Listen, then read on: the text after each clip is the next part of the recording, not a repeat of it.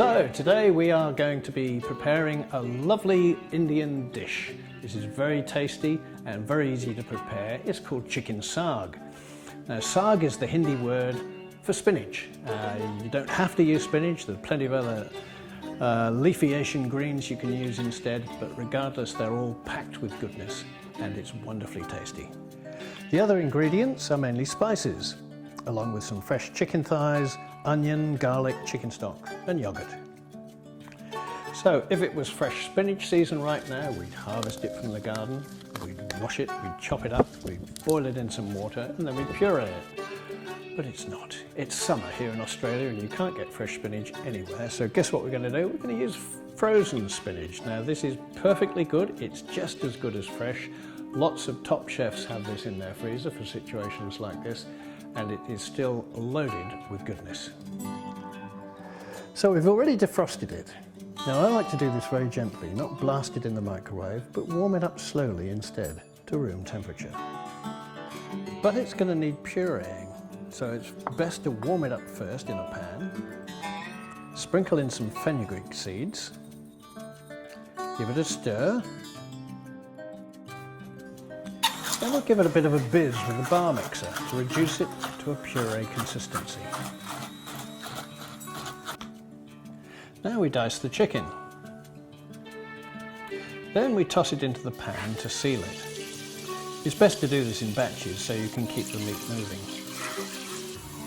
Remove it into a holding bowl and chop one medium-sized onion into fairly small chunks. Then crush and chop 2 garlic cloves and grate about a thumb's length of ginger. Pop them all into the pan to let them soften up. Now sprinkle in a teaspoonful of hot paprika, or it could be cayenne pepper, and another of turmeric. Then a teaspoon of cumin, the same of garam masala, and half a teaspoon of salt. Pop the chicken back in and give it all a good stir to get the meat totally coated with the spicy mix onions and garlic. Ooh, and yes, it's starting to smell wonderful now. Next we reduce the heat a bit and add the pureed spinach along with half a cup of chicken stock and some freshly ground pepper. Stir over a medium heat for around 10 to 15 minutes or until the stock has largely evaporated. Add half a cup of plain yogurt when it's almost ready, a bit more of a stir,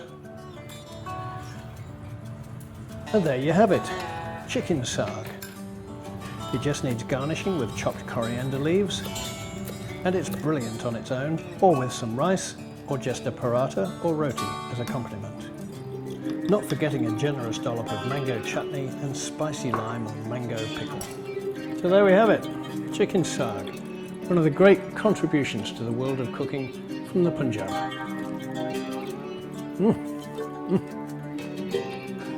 Fabulous.